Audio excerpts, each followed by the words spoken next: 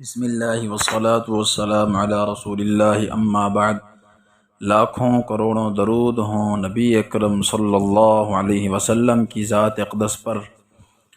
ناظرین گرامی، میرے یہ خواہش ہے اور یہ دل چاہتا ہے کہ میں ہر ایک وہ عمل جو کہ ہمارے بڑوں نے کیے، ہمارے اکابرین نے کیے اور پھر حدیثوں سے ثابت ہیں، اللہ کے نبی صلی اللہ علیہ وسلم نے صحابہ کو بتائے، ایسے اعمال بتاؤں، خود بھی عمل کروں اور دوسروں کو بھی یہ پیغام پہنچاؤں، تاکہ دنیا میں لوگ مختلف قسم کے وظائف کر رہے ہیں اور کوئی کہاں سے بتاتا ہے، لیکن ایسے وظائف جو مستند ہوں، جن کی کوئی سند موجود ہو، جو کوئی ان کی حدیث موجود ہو یا کوئی اکابر کی کتابوں سے وہ لیے گئے ہوں، تو ایسے اعمال، ایسے وظائف بہت کم ہیں۔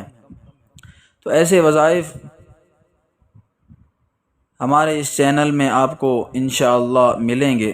آپ ہمارے چینل کو سبسکرائب کر دیں تاکہ آپ کو مزید ایسی ویڈیوز اور ایسے مضبوط عمل کہ جو قرآن و حدیث سے اور اکابر سے ثابت ہیں، جن پر انہوں نے عمل کیا اور ان کو بہت زیادہ فائدے ہوئے۔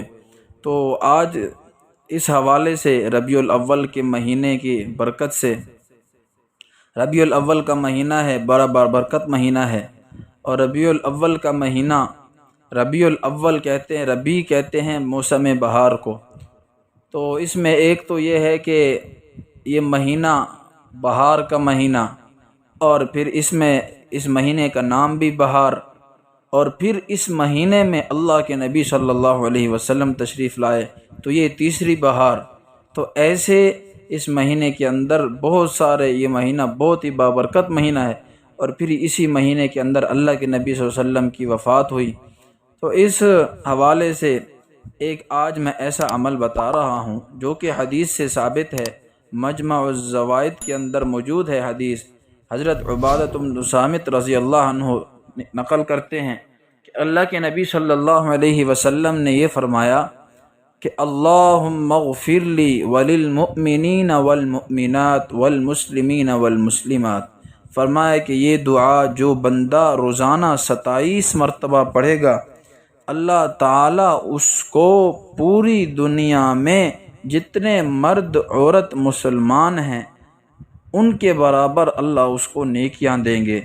اور فرمایا کہ جو بندہ یہ چاہتا ہے کہ وہ مستجاب دعا بنے، اس کی دعائیں قبول ہوں، تو اس کو چاہیے کہ وہ روزانہ اس دعا کو 27 مرتبہ پڑھے۔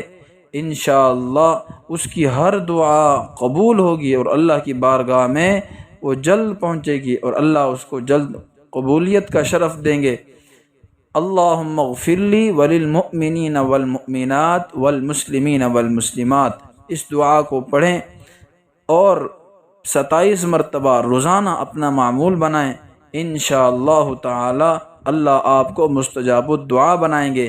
لیکن ایک بات یہ ہے کہ اپنے آپ کو حرام سے بچائیں، حرام رزق سے، حرام کھانے سے اپنے آپ کو بچائیں، کیونکہ حدیث میں آتا ہے کہ جس کے پیٹ میں ایک حرام کا لقمہ چلا جائے تو 40 دن تک اس کی عبادت قبول نہیں ہوتی۔